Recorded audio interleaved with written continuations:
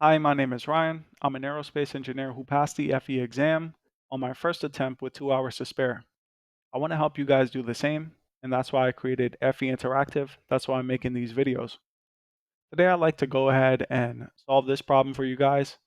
We're going to check in the official FE reference manual, get the references, and just solve this problem step by step. So let's get into it. It says a composite section shown above is experiencing an internal moment of 30 kilonewton meters. The magnitude of the compressive bending stress in the steel section at point A is most nearly.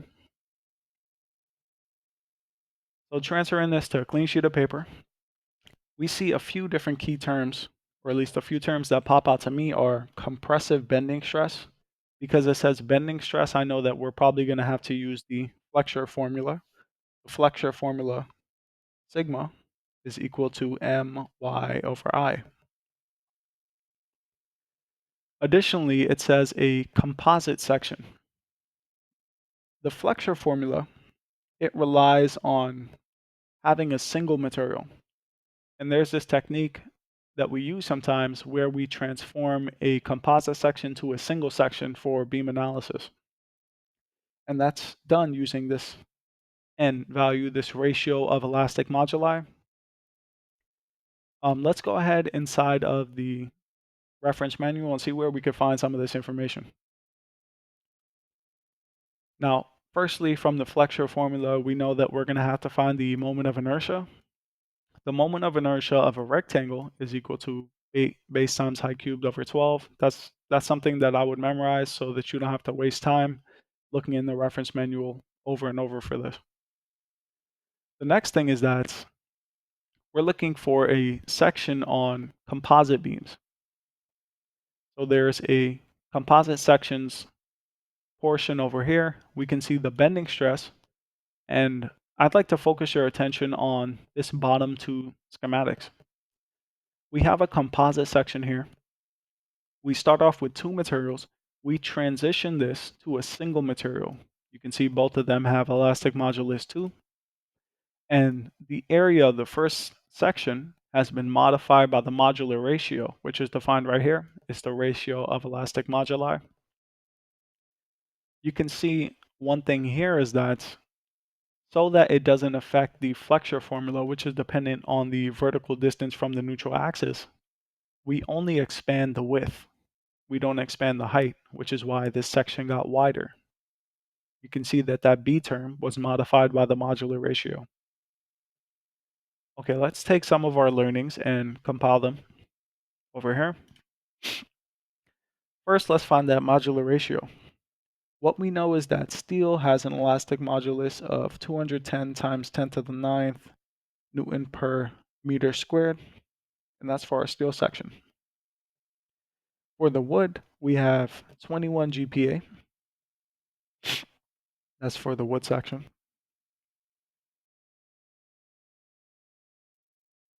For every centimeter squared of steel, we need 10 centimeters squared of wood. Let's see how we can modify our section to be all steel, since we're looking for the stresses in the steel section. We can see on the left-hand side picture, the wood area. The wood area on the left-hand side is 20 by 15.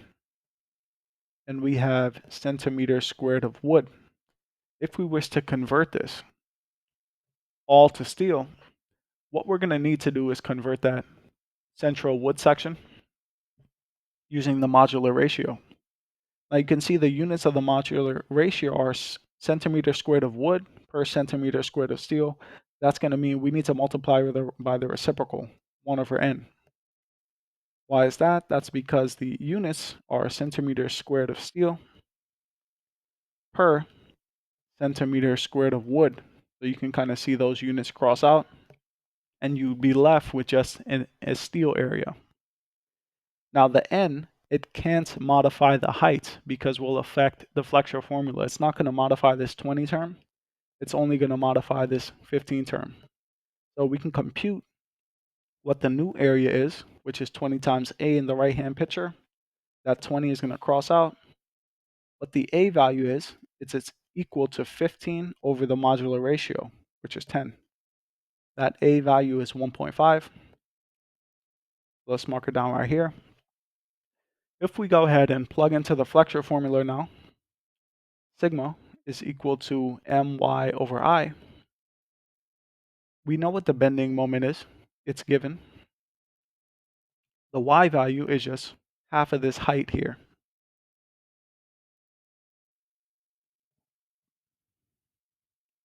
And the moment of inertia of a rectangle is base times height cubed over 12. If we reduce this, what we get is 6m divided by bh squared. Now we know what some of these terms are. We know what all of these terms are. 6 times m, which was given as 30 kilonewton meters, that's this right here, divided by the base. The total base is 10, which is the 5 plus 5 right here, plus the 1.5 that we computed by converting that wood into a steel section. That's the base, and the height squared is just 20 squared. What kind of units do we have here? We have a kilonewton meter in the numerator, and in the denominator, we have a centimeter cube term. Now, what we know is that for every 100 centimeters, we'll have a single meter. We need to cube that quantity so that we get kilonewton per meter squared. We get 39,130 kilonewton per meter squared. That's a kilopascal, or we can say 39.1 megapascal. Plug in that 39 MPa here. Note it says that the composite section shown above is experiencing a compressive bending stress. So even though it states in the question that it's compressive, which is why this value isn't negative. If we go ahead and view the explanation to just quickly review the problem, we can see that we have a few references here. That's the 2 references to the FE Reference Manual. And in general, what we did was we took a section, a composite section, which was made of 2 things, and we converted it to be a single section since the flexure formula relies on just being one material. Now that we know the conversion factor between wood and steel, we can modify the width of this section, and we modify the width because we can't change the height since that will affect the vertical distance from the neutral axis. That would scale the bending stress, which is not what we're trying to do. We modified that width term, we made it smaller, so we can compute now the bending stress of the steel. Since this entire thing is steel, we could treat it as a regular section here. Plug it into the flexure formula, convert our units, and we compute a bending stress, a compressive bending stress of 39.1 MPa. I hope this video was helpful for you guys. If you want to see more content like this, please go ahead and like and subscribe. You can leave a comment and let me know what kind of videos you want to see me make in the future. Thanks for watching. Goodbye.